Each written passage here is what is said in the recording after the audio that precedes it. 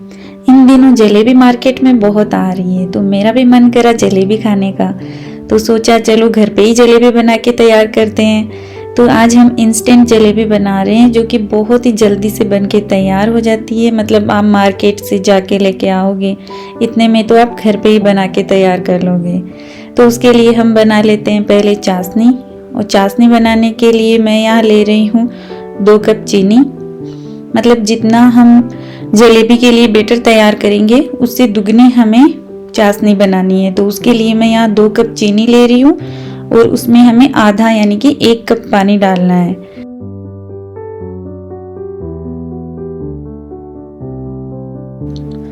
चीनी को पानी में अच्छे से घुलने देंगे और अब हम थोड़ा सा इसको चलाएंगे।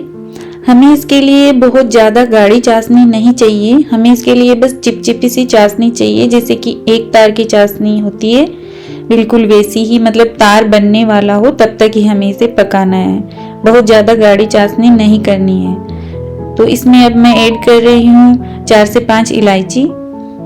ज़्यादा गाढ़ी चाशनी होगी तो जलेबी चाशनी अच्छे से पी नहीं पाएगी, तो इसके लिए हमें चाशनी को एकदम परफेक्ट बनाना है। और अब मैं इसमें ऐड कर रही हूँ ऑर्गेनिक फूड कलर।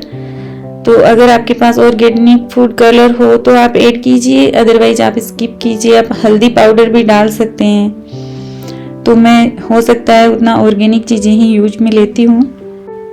अगर आप घर पे ही बना रहे हैं तो आपको कलर डालने की ज़रूरत नहीं है, आप ऐसे भी बना सकते हैं। टेस्ट बिल्कुल वही होता है, कलर से बस थोड़ा सा देखने में अच्छी लगती है, बाकी टेस्ट में कोई फ़र्क नहीं पड़ता। तो अब मैं ये चाशनी लगातार चलाते हुए पका रही हूँ। अब लगभग चाशनी पक गई है, मैं इसको बार बार चेक कर रही हूँ। आप बार बार चेक करते रहिए कि चाशनी ज़्यादा गाढ़ी ना हो जाए।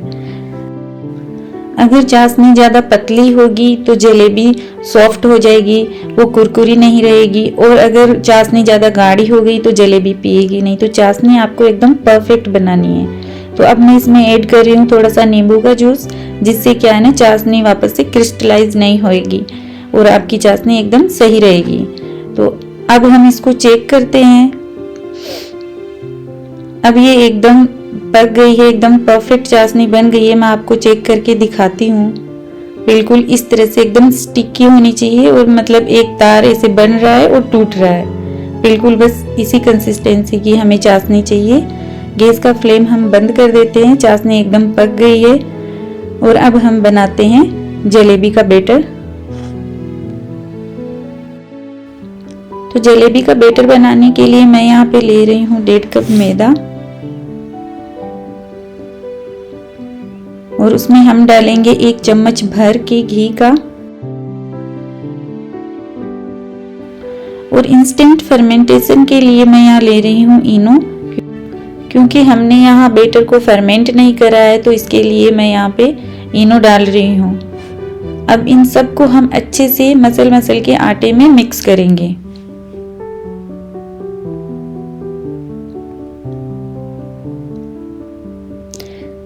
मैंने यहाँ इसे अच्छे से मिक्स कर लिया है और अब हम इसमें पानी डाल के इसका एक पतला सा बैटर तैयार करेंगे। मतलब बहुत ज़्यादा पतला नहीं होना चाहिए और बहुत ज़्यादा गाढ़ा भी नहीं होना चाहिए, एकदम फ्लोइंग कंसिस्टेंसी होनी चाहिए। तो थोड़ा थोड़ा करके इसमें पानी ऐड करना है, एक साथ बहुत ज़्यादा पानी ऐड नहीं करना है। और लगातार चलाते हुए हम इसे मिक्स करेंगे। जैसे जैसे आपको लगे कि थोड़ा पानी और चाहिए तो आप थोड़ा थोड़ा करके पानी ऐड करते रहिए। आप इसको हाथ से या विस्क से, किसी भी चीज से आप इसको मिक्स कर सकते हैं। तो आप देख सकते हैं बैटर की कंसिस्टेंसी एकदम ऐसी होनी चाहिए, बहुत ज़्यादा गाढ़ा नहीं होना चाहिए, नहीं तो क्या है ना, जलेबी बहुत ही सोगी बन जाएगी और वो क्रिस्पी नहीं होगी। और बहुत ज़्यादा पतला होएगा तो जलेबी एकदम फ्लैट हो जाएगी। तो बिल्कुल बस इसी कंसिस्टेंसी का हमें बैटर चाहिए। अब हम इसे एक बोतल में ट्रांसफ़र कर लेंगे। आप इसे किसी भी पाइपिंग बैग में या दूध की थैली या किसी भी प्लास्टिक बैग में डाल सकते हैं। तो मैं यहाँ पे ये सॉस की बोतल का यूज कर रही हूँ। इससे क्या है ना, जलेबी बहुत ही अच्छे से सेप होती है और बहुत ही अच्छे से बन जाती है। आप पाइपिंग बैग से भी बना सकते हैं अगर आपके पास वो हो तो। मेरे पास वो नहीं था तो मैं इसी से ही बना रही हूँ। मैंने सारा बैटर इसके अंदर डाल दिया है।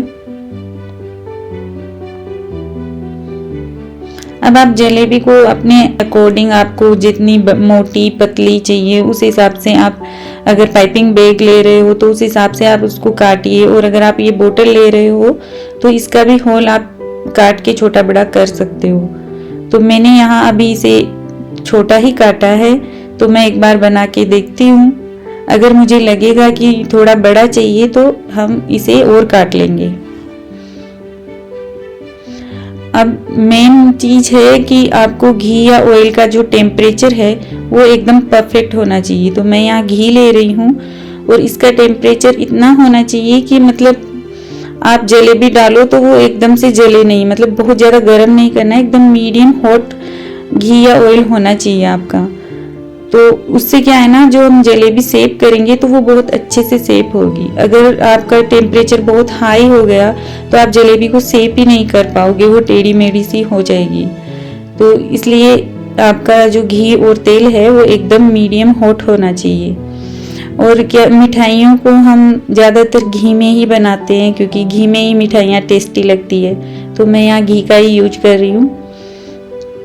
और आपको एक फ्लैट बॉटम का बर्तन लेना है, जैसे कि मैंने यहाँ लिया है। अगर आपके पास इससे भी बड़ा हो तो वो ले, जिससे कि आप एक बार में बहुत सारी जलेबी बना पाएँ। और इसमें आपको 1 से 1.5 इंच तक ही घी डालना है, बहुत ज़्यादा घी नहीं डालना। जब जलेबी तेल के ऊपर आ जाए तब हमें इसे पलटना है। आपको जब जलेबी तेल के ऊपर आएगी तो आपको पता चल जाएगा, वो थोड़ी क्रिस्पी सी फील होगी। तो उसी टाइम आपको उसे पलटना है और उसे गोल्डन ब्राउन होने तक आपको फ्राई करना है। तो उधर हमारी चाशनी रेडी है। आपको चाशनी एकदम रेडी रखनी है। अगर चाशनी ठंडी हो गई हो तो थोड़ा सा गैस को चला के उसे फिर से गर्म कर लीजिए।